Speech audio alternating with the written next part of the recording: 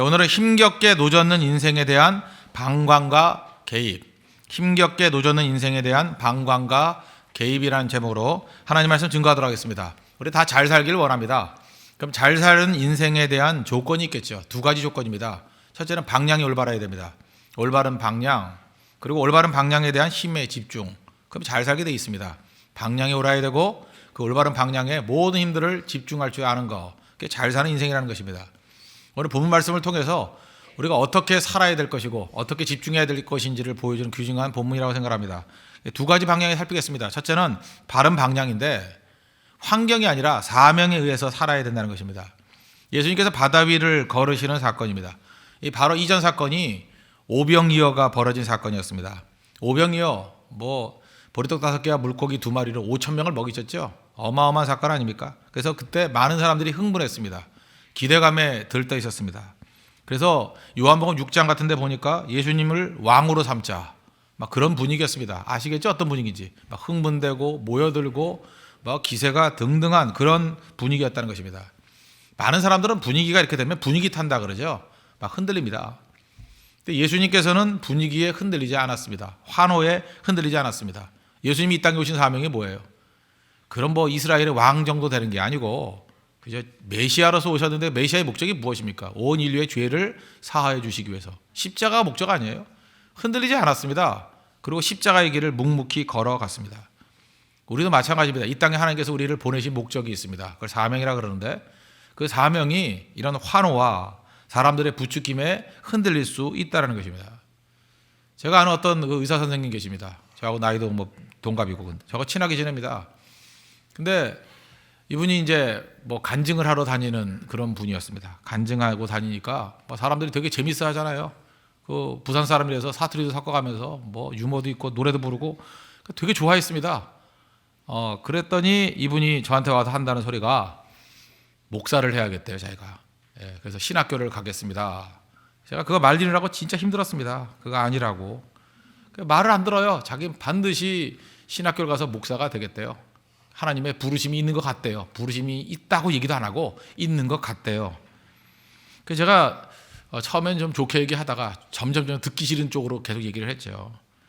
지금 의사로서 간증하니까 듣는 거지 목사로 얘기하면 그거 수준 이하다. 그렇게 얘기했어요. 그러고도 말을 안 들어서 제가 뭐라 그랬냐면 맨날 했던 거 하니까 반응이 좋은 거지. 그 간증하러 다니니까 간증 많아봐야 몇 개겠어요. 그거 5개도 안 넘어요. 그래서 내가 몇 개를 갖고 있냐고 그랬더니 5개도 안 된대요. 5개면 나 같으면 일주일이면 바닥난다고. 설교 5개면 일주일이면 바닥나죠. 그죠? 월요일부터 금요일까지 새벽기도만 해도 끝나는 거지 그렇지 않습니까? 그래서 지금 열심히 의사로서 섬기고 있습니다. 예, 그래서 많은 사람에게 또 인정도 받고 잘 쓰임 받는다는 거예요. 근데 인간이 얼마나 이 사람들의 환호와 호응, 부추김에 금방 흔들리는지 알 수 있다는 거예요. 자기가 가는 길이 그 의사의 길이고 의사를 통해서도 얼마나 많은 사람들에게 영향을 미치는데요. 훌륭한 분입니다. 훌륭한 장로님인데 흔들리더라고요. 그게 중요한 거죠. 세상의 요구와 하나님의 요구, 거기에 무엇이 하나님의 요구인지를 명확히 알아야 된다는 것입니다. 예수님은 그걸 명확히 하셨잖아요. 방향. 여러분들 환경이 좋다, 호응한다 그쪽 가도 안 되고 또 반대로 시험과 환난, 난관이 있다 그래서 내가 가야 될 사명의 길을 저버리고 엉뚱한 데 가서도 안 된다는 것입니다. 환경과는 관계없이 도대체 하나님께서 나를 이 땅에 왜 보내셨느냐, 내 사명이 무엇인가, 그걸 뭐라 그래요? 사명감이에요. 사명감이 있어야 흔들림이 없다는 것입니다. 그게 꼭 필요하다는 거예요. 예수님이 환경이 이렇게 되니까 45절 보세요. 흔들리지 않도록 하는 조치들을 취하죠.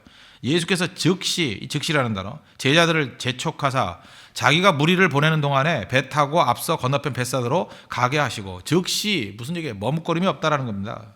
재촉하사 강요했다는 거죠. 막 떠밀어가지고 빨리빨리 가 그랬다는 거예요. 예수님이 제자들 시키지 않고 무리들을 흩어 보내는 것을 예수님이 친히 하셨어요. 왜? 제자들도 그런 부추김에 흔들릴까 봐. 먼저 가라. 그래놓고 46절 보니까 무리를 작별하신 후에 기도하러 산으로 가시니라. 방향을 잃지 않는 삶의 비결이 어디 있습니까? 기도의 삶에 있다는 거예요. 그죠? 하나님과 더 깊이 만나는 기도의 삶. 그래야 흔들리지 않는다는 것입니다. 그래서 신앙이 뭐예요? 올바른 방향이라는 것은 뭐냐? 올바른 방향 붙들고 그 다음에 일관성과 성실함 가지고 묵묵히 그 자리에 서 있어야 된다는 것입니다. 목사님 제 자신에 대해서 예를 한번 든다 그러면 여러분들도 자기 자신에 대해서 이렇게 적용할 수 있다고 생각합니다. 목사가 줄 수 있는 최고의 선물이 뭡니까? 성도들이 줄 수 있는 최고의 선물이 뭐예요? 뭐 신발 사주는 거예요? 옷 사주는 거예요? 뭐 사줄 마음도 있지만 사줄 마음이 없어요, 사실. 그죠? 사줄 수도 있지만 사줄 마음 없어요. 그거가 무슨 의미가 있겠어요? 그 성도들끼리 서로 주고받을 수 있는 거지. 목사가 성도들에게 줄 수 있는 최고의 선물은 성실하게 말씀으로 섬기는 겁니다. 예배로 섬기는 거. 지금 선물 주고 있잖아요, 지금. 새벽마다 나와서 설교하고. 그죠? 흔들림 없이 설교하고. 그게 제일 큰 선물이지. 뭐 딴 게 선물이에요? 그러니까 생명 걸고 치열하게 그 싸움 벌여야 된다는 거예요. 무슨 다른 부추김이 있고 다른 뭐 반대가 있고 뭐 다른 뭐 박수침이 있고 아니면 다른 태클을 걸던 좋은 거든 나쁜 거든 간에 중요한 게 뭐예요? 내 사명이 뭔지를 알아야죠. 성실하게 일관성을 가지고 그 일 감당해야 된다는 것입니다. 너무 예쁜 거 좋아하지 마십시오. 가끔가다 항구 도시 가보면요, 뭐 우리나라 항구도 예쁘지만 뭐 서양에 있는 그 도시들 가면 항구가 참 예뻐요. 거기 많은 배들이 정착해 있거든요. 근데 그 배들 옆에 가가지고 사진 찍으면 진짜 예쁩니다. 이렇게 뭐 비치 같은데 뭐 이렇게 피어 같은데 가서 사진 찍어보면 배들이 얼마나 예쁜지 몰라요. 그래서 배 옆에 가가지고 찍는 사람 굉장히 많습니다. 찍으면 다 포스카드예요. 그죠? 엽서예요, 엽서. 그림 엽서. 근데 그런 사진을 쭉 찍고 난 다음에 제가 나중에 우두커니 쳐다보니까 이런 생각을 했어요. 이게 과연 아름다운 건가? 배의 목적이 뭐예요? 사실 큰 요트 같은 거라 그러면 바다를 향해서 나아가는 거 아니에요? 항해하는 거 아니에요? 그렇지 않습니까? 근데 배가 예쁘긴 예뻐요. 이렇게 항구에 정착해 있을 때 예쁘다고요. 딱 그게 우리 교회 모습 같아요. 그죠? 우리 성도들 모습 같다고. 예쁜데 그건 아니잖아요. 예쁘면 뭐 할 거예요? 오히려 그냥 물튀기더라도 험난하더라도 나아가야죠. 그죠? 바다를 향해 나아가야죠. 우리 인생이 그래야 된다는 것입니다. 너무 예쁜 거 추구하지 마십시오. 항해하고 있는가? 내 사명을 다하고 있는가? 올바른 방향으로 나아가고 있는가? 배의 목적은 항해예요. 항해하지 않고 정박만 하고 있다 그러면 정박만 하고 있다는 건 문제가 되겠죠. 그죠? 하나님 앞에서 우리가 올바른 방향을 향해서 나아갈 수 있는 믿음의 종 되기를 바랍니다. 또 한 가지 힘에 집중이 있어야 된다는 거죠. 어디서 힘을 공급받을 것인가. 그 다음 얘기인데 제자들이 탄 배에 풍랑이 일어났습니다. 그 갈릴리 바다라고 얘기하죠. 바다도 아니죠. 그 건너가는데 제일 긴 코스가 1시간이에요. 1시간이면 건너갈 수 있는 코스입니다. 그런데 한 7시간에서 8시간 정도 바람과 싸웠던 것 같습니다. 어떻게 추정하느냐. 이게 성경을 분석하는 방법을 이제 하나만 좀 설명해 드리겠는데 예를 들어 48절 보세요. 밤 4경쯤에 예수님이 가셨다 그랬죠. 밤 4경. 이스라엘의 밤 개념은 저녁 6시부터 아침 6시까지가 밤 개념입니다. 밤. 그러니까 낮과 밤이 딱 반반이에요. 그러니까 저녁 6시부터 아침 6시까지예요. 근데 밤을 4개로 나눠요. 1경, 2경, 3경, 4경. 그러니까 이제 시간 개념 아시겠죠? 1경이면 몇 시예요? 오후 6시부터 9시까지. 2경은 바보 장난하는 것 같죠? 9시부터 12시까지. 3경은 12시부터 3시까지. 4경이니까 몇 시예요? 새벽 3시부터 6시 사이라고요. 근데 저물 때에 배를 탔다 그러니까 뭐 6시 넘었을 거 아니에요. 그죠? 그러니까 오후 한 6시에서 9시 사이니까 뭐 저물 시작할 때니까 뭐 한 6시 반쯤 탔겠지. 7시나. 그래서 4경이니까 작게 잡아도 7시간이고 크게 잡으면 한 10시간이죠. 그렇지 않아요? 그 정도 그 바람과 투쟁을 벌였다는 것입니다. 그러니까 얼마나 힘든 거였어요. 예수님께서 그 모든 것을 다 봤겠죠. 여러분 그 배 타면서 그냥 산 속에서도 10시간 헤맨다 그러면 힘들 건데 그 풍랑과 싸워가면서 10시간 동안 사투를 벌였다 그러면 지칠 대로 지쳤겠죠. 우리 인생도 그렇게 지치는 인생이 있다는 거예요. 근데 예수님은 그 산꼭대기에서 쳐다보고 계셨다고 그러잖아요, 성경에. 48절 보십시오. 바람이 거스림으로 제자들이 힘겹게 노젓는 것을 보시고 예수님이 봤어요, 그거. 보고 계셨다고요. 밤 4경쯤에 바다 위로 걸어서 그들에게 오사 지나가려 하시매. 우리가 인생을 살다가 힘겹게 노젓는 거 예수님이 보십니다. 보고 있다라는 거예요. 지금도 힘겹게 노젓는 분들 많이 계실 겁니다. 어떤 분은 가정 문제 때문에, 뭐 가정의 관계, 뭐 비제 문제, 또 뭐 자녀의 문제, 그 얼마나 많습니까? 성도 이렇게 신방 가서 이렇게 대화 나누다 보면 정말 이게 힘겹게 노젓는 것들을 보게 돼요. 이건 돈이 많고 적고의 문제가 아닙니다. 너무 힘든 것 같아요. 그죠? 힘줬다가 이게 손이 다 까져가지고 지쳐서 쓰러진 분들도 많습니다. 사업 문제, 사업이 쉽습니까? 뭐 만나보면 문 닫기 직전이라 그러고 문 닫았다 그러고 또 문 닫았다 열었다 그러고 뭐 다 그 얘기예요. 힘겹게 노젓는 사업 진짜 많습니다. 질병의 문제, 뭐 병도 쉽게 낫습니까? 그죠? 계속해서 오랜 기간 동안 장기적으로 투병 생활하는 분들도 많이 있고. 그런데 예수님이 그거 다 보고 계신대요. 그 한 가지 궁금한 게 있지 않아요? 저도 목사인데도 궁금해요. 왜 보고 계시는데 개입 안 해요? 그 생각 안 들어요? 아주 약 올리는 겁니까 주님? 왜 보고 계는데 왜 우리가 애간장 타게 만드냐고, 이렇게 힘들게 만드냐고요. 예수님께서 우리 뭐 훈련시키는 거예요? 뭐 똥개 훈련시키는 거예요? 왜 그럴까? 주님 우리 사랑하신다면서요. 왜 개입을 안 하실까? 물론 이 오랜 기간 지나고 난 다음, 힘든 과정을 겪고 난 다음에 예수님이 개입하셨습니다. 왜 개입하실 때까지 시간을 두느냐? 그게 철저하게 주님만을 신뢰하게 만드는 훈련이에요. 훈련. 필요하기 때문에. 우리는 알잖아요. 모든 것이 합력하여 선을 이룬다는 거. 예수님이 무리를 걸어오셨습니다. 49절 50절 보십시오. 제자들이 그가 바다 위로 걸어오심을 보고 유령인가 하여 소리 지르니. 보니까 뭐 사람 같은 게 오는 거예요. 근데 보니까 무리를 걸어오는 거예요. 우리는 유령이라는데 우리 한국 사람은 유령이라고 안 그러죠. 귀신이야! 그러죠. 귀신이야. 안 놀라겠어요? 제가 지금 그 사무실이 오피스텔이거든요. 오피스텔이 있는데 어저께 제가 겪었던 일인데 좀 기분이 되게 나쁜 거예요. 엘리베이터가 이제 3대가 있는데 2대가 있는데요. 제가 내리는 쪽에 딱 보니까 남자 신발 2개가 가지런히 놓여 있는 거예요. 되게 절벽에서 이렇게 뛰어내리고 자살할 때 신발 벗고 뛰어낸다면서요. 가지런히 그걸 앞에서. 그래서 이렇게 딱 나가다가 그 신발을 딱 밟았어요. 그때 물컹 하는데 느낌이 소름이 딱 끼치는 거예요. 이게 왜 있을까? 신발 구두가 이게 딱 그 엘리베이터 쪽을 향해서. 그래서 자세히 보니까 이거 누가 갖다 놨나? 이유를 모르겠어요. 이유를. 그런데 설교 준비할 때도 계속 그 생각이 나고, 그래서 지금도 있을까? 그래서 한 1시간 있다 나왔더니 그게 그대로 있는 거예요. 신발이 그대로 그 자리에. 그래서 제가 이걸 어떻게 해야 될까? 그래서 옆으로 밀어놨어요. 옆으로 밀어놨다고요. 옆으로 누가 또 가져갈까? 아니면 또 누가 저같이 또 밟아가지고 깜짝 놀랄까 봐. 근데 계속해서 그 뇌리에 그게 남아있는 거예요. 1시간 있다 또 가보니까 다시 그 엘리베이터 앞쪽에 또 가 있는 거예요. 이게 도대체 어떻게 된 일인가, 그죠? 그래서 이걸 집어다가 갖다 집어 버려야 되나, 아니면 이걸 뭐 어떻게 해야 되나 계속 그러고 있었는데, 결국은 이제 관리실에 전화를 걸었죠. 그거 치우라고. 예. 그러고 난 다음에 이제 그 제 마음 가운데 도대체 이유가 뭘까? 그 사람이 왜 엘리베이터 뛰어내린 건가? 도대체 누가 갖다 놨나? 뭐 별 생각이 다 들더라고요. 지금 제가 보니까 해프닝이 아니에요. 아무것도 아니잖아요. 근데 제가 2시간 동안 괴로웠어요. 그 이유가 뭘까 하고 집중도 못하고.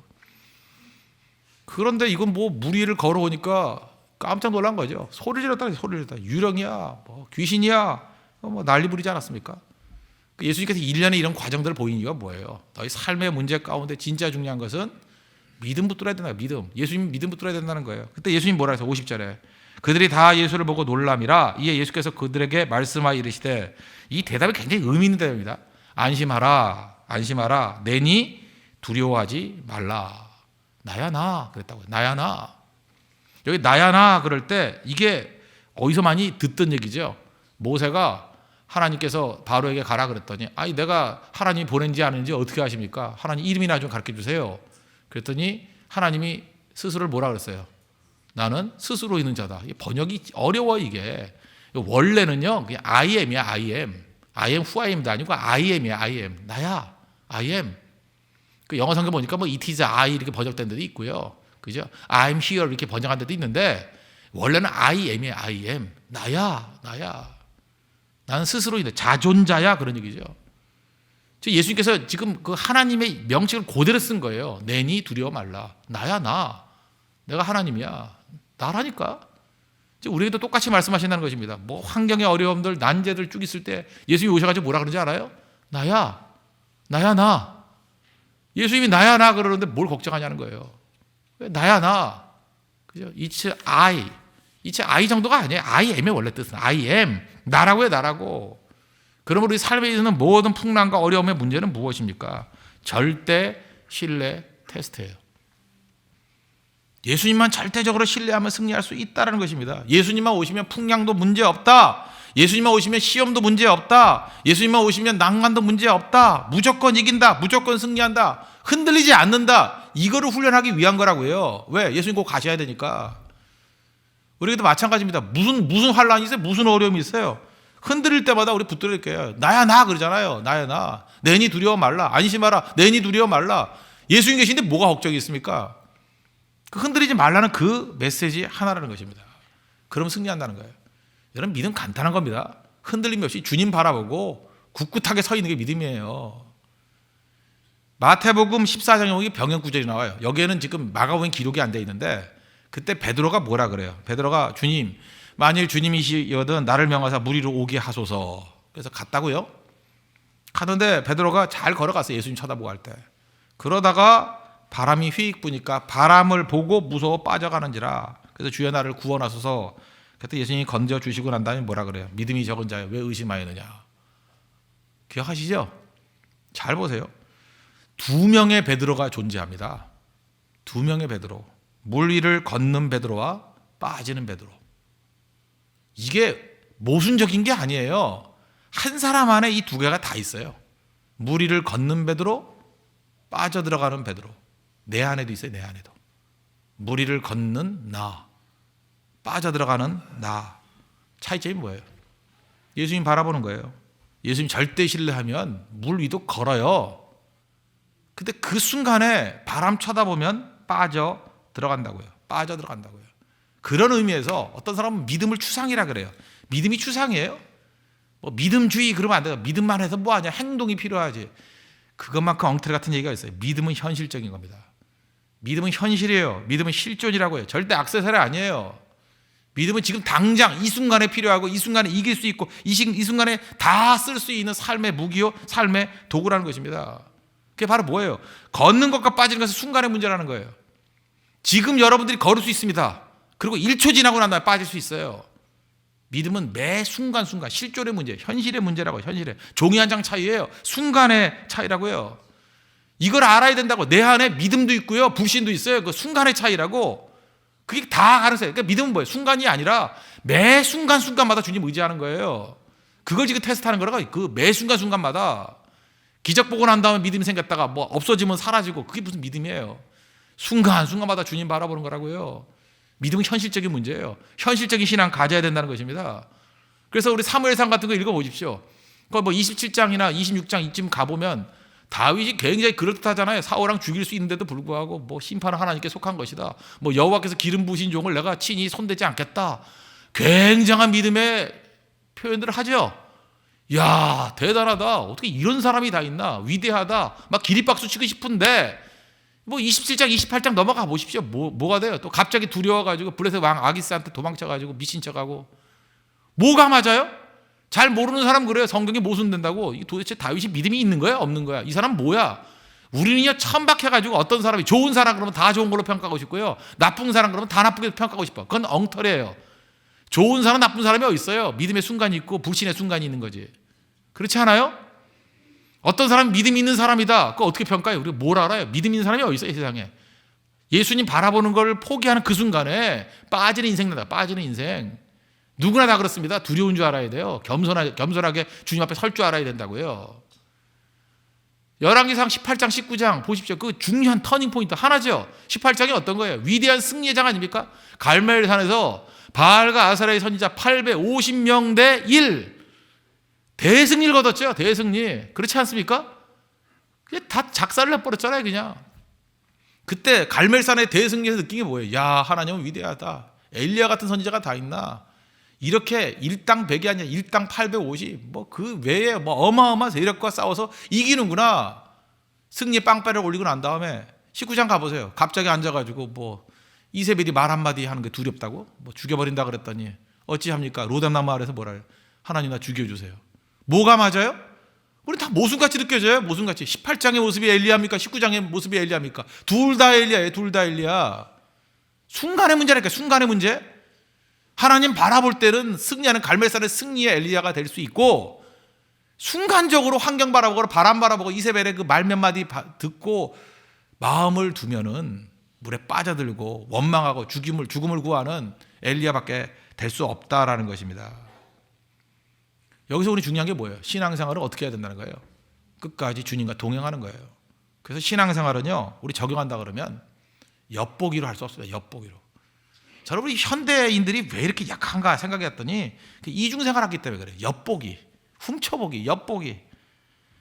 신앙생활을 어떻게 해야 되냐면 예를 들어서 어떤 한 교회를 정해놓고 말씀을 들어야 됩니다. 말씀을 듣고 같이 말씀 들은 성도들과 함께 교제하고 같이 말씀 들었으니까 어땠냐 하고 밥도 먹고 좀 그죠 교제도 하고 그다음 같은 방향으로 나아가고 같이 일하고 같이 노방전도 나가고 같이 네팔 선교하고 같이 이번에 가는데 꼭 와야 돼요. 베트남 선교하고 그죠 이렇게 같이 그리고 같이 갔다 오면 뜨거움이 같이 있을 거예요. 같이 간증을 나누고 같이 기뻐하고 그래야 되는 거예요. 그래야 능력이 나타나죠. 그래야 은혜의 역사가 나타나죠.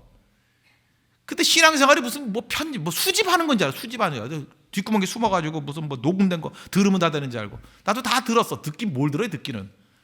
들은 뭐 여러분 이렇게 새벽에 이렇게 나와가지고 이렇게 같이 말씀 듣고 같이 기도하고 같이 찬양하고 같이 힘차게 나가고 같이 눈빛으로 서로 주고받는 찌릿찌릿함이 있고 이거와 방구석에 처박혀가지고 앉아가지고 클릭해서 듣는 거랑 똑같아요? 똑같냐고 그게. 다르죠. 듣는 순간에 힘이 되는 것 같이 보이지만 눈빛이 없잖아요. 거기는 돌아서면 빠지는 거예요. 듣는 순간에 일어서는 것 같지만 돌아서면 빠지는 거라고. 신앙생활은 동행입니다. 동행. 예수님이 뭐라 그래요? 둔하냐 그러잖아요. 52절. 이는 그들이 그 떡 떼던 일을 깨닫지 못하고 도리어 마음이 둔하여졌습니다. 둔해진다는 게 뭐예요?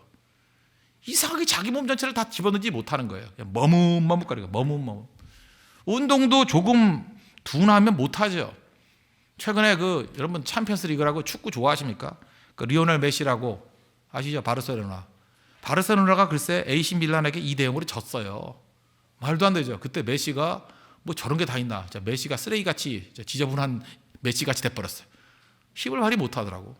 몸이 둔해지니까. 그 잘하는 선수가. 근데 자기 홈그라운드 와가지고 이번에 AC 밀란에게 4대0으로 했어요. 4대0.